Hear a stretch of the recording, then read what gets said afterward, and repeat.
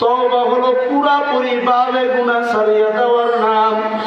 বস্তুবাদী রাজনীতির সাথে সম্পৃক্ত ধর্ম নিরপেক্ষতাবাদ, সমাজতন্ত্র, জাতীয়তাবাদ, সেকুলারের সাথে সম্পৃক্ত তওবা করতে হবে। আর জীবনে সমাজতন্ত্র, ধর্ম নিরপেক্ষতাবাদ, সেকুলারের সাথে আর থাকব না। কোরআন সুন্নাহ ছাড়ব না। শপথ করা যায় কি যায় না? সেকুলারের সাথে আর থাকব না। কোরআন সুন্নাহ ছাড়ব না। সবাইকে এবার স্লোগান দেওয়া লাগবে। আলেম ওলামা যেখানে, আলেম ওলামা যেখানে, পীর মাশায়েখ যেখানে, আলহামদুলিল্লাহ আল্লাহর ফজলে করবে বাংলাদেশে পরিস্থিতি তৈরি হয়ে গেছে বাজার।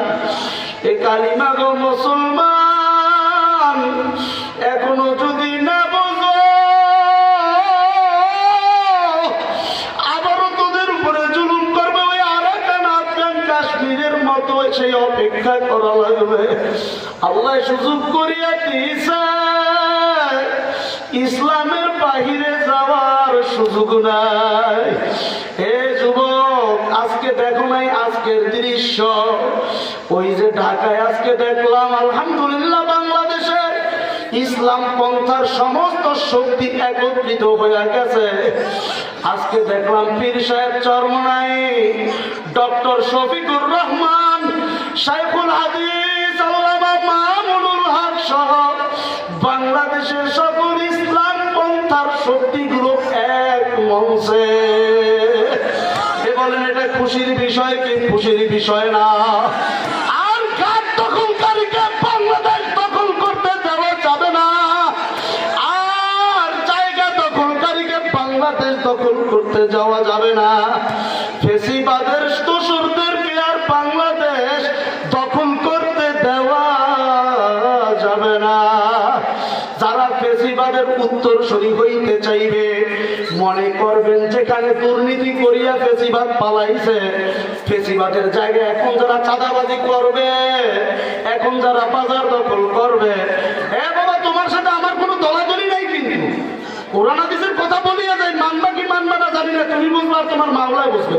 আমি এটা তোমার হেদায়েত করার জন্য কন্ট্রাক্টরে নিয়ে বসি নেই। এই জন্য আমার বাজানদেরকে বলবো, পর্দারের মা বোনদেরকে বলবো, বাজান দৃঢ় শপথ গ্রহণ করা লাগবে। কোন ডাকাতদেরকে, জমি দখলকারী, ওই জায়গা দখলকারী, হাট বাজার দখলকারী, চাঁদাবাজ, এদেরকে আর কোনোভাবেই দ্বিতীয়বার বাংলাদেশে আর ক্ষমতায় আনা যাবে না। এরা পরীক্ষিত দুর্নীতিবাজ, এরা পরীক্ষিত ইসলামের শত্রু। কথা বলেন ঠিক না বেটি? এই জন্য আমার বাজানদেরকে বলবো, খুব সচেতনতার সাথে সামনে পাও দেওয়া লাগবে। ইসলাম পন্থী সব শক্তি একত্রিত হইয়া যাইতেছে। চরমনাই, জামাত, হেফাজত, জমিয়ত, খেলাফত সব এক হয়ে যায়।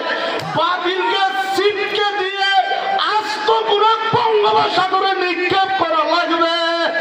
এই জন্য কালিমা গো মুসলমান, তোমাকে ঐক্যবদ্ধ থাকা লাগবে।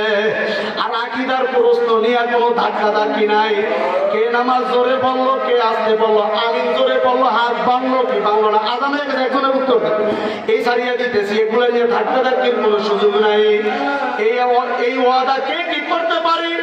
আগামী দিনে ইসলামের পক্ষে, দেশের পক্ষে, মানবতার পক্ষে, বাতিল শক্তির পক্ষে, দুর্নীতির বিরুদ্ধে, বাতিল শক্তির বিরুদ্ধে, দুর্নীতির বিরুদ্ধে ইসলামের পক্ষে কারা কারা অবস্থান তৈরি করতে রাজি?